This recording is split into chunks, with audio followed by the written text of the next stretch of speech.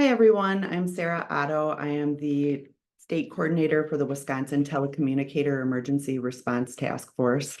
And today I wanted to talk a little bit about the importance of after-action reports, especially during a TERT deployment.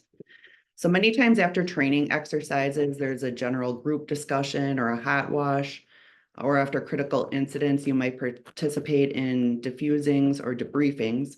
And participating in these group discussions offers a great opportunity to learn from each other and really see the big picture of the operations versus the specific smaller role that we particularly participated in.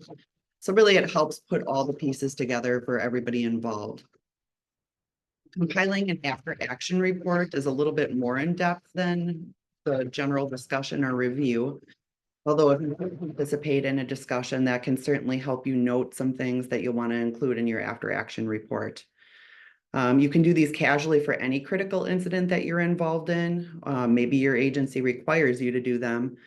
But for any WI-TERT deployment, we do ask every participating member to compile one. It's not as intimidating as it sounds. It's basically just an overall written account of your experiences.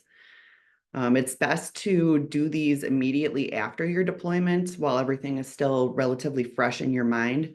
Because if you go home and you give it a few days, certain things might kind of slip through the cracks that you don't recall easily. It also helps to take notes during the incident so that you can review and refresh yourself on them later while you're compiling your after-action report. Your ICS activity log would be a huge help here to go through everything. And generally, the purposes of an AAR are to implement change, improve capabilities, provide feedback in a constructive manner, summarize what happened, and recommend deployment. So basically, you want to go over what happened, what went well, and what in hindsight could have gone better, and what you might recommend for how processes can be improved in the future. So starting one, it kind of helps to go in chronological order. You want to start by walking through the pre-deployment process, things such as how prepared were you for this deployment? Did you feel that you were that you got all the basic information that you needed? And then you want to go into the actual deployment, what you did while you were deployed. Were you briefed when you got there? Did you feel that you were of help to the requesting PSAP when you were there? Post-deployment, did the transition go smoothly? So basically, you're just going to walk us through your entire experience. You can also include graphics like pictures and maps. And again, you definitely want to list the things that went well, the things that didn't go so well, and what you would recommend that we change within our process so that things go better in the future. If you can find any after-action reports online to review from other agencies, I think there's some on the FEMA website and things like that. They are excellent learning tools. Reading case studies can help a lot to think about how you would handle a specific incident if it happened at your agency or if it was something that you were deployed to.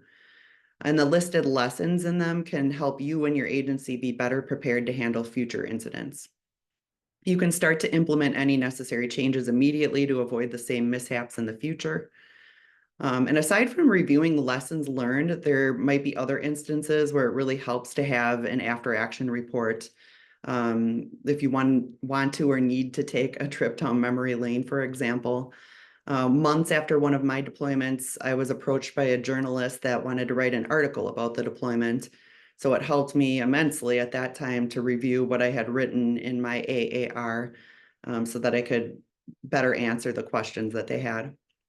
And then years later, I was sharing my experience during the training that I was compiling. So it helped a ton beforehand. So all in all, these are great tools to have, great lessons learned. Thank you very much for taking the time to watch this brief video. Here is my contact information as well as all of our state coordinators and steering committee members. Please reach out to us or check out our Facebook page or other videos that we have on our YouTube page. And as always, we'd love to hear back from you on any other topics that you'd like to see covered in our training videos. Thanks and take care.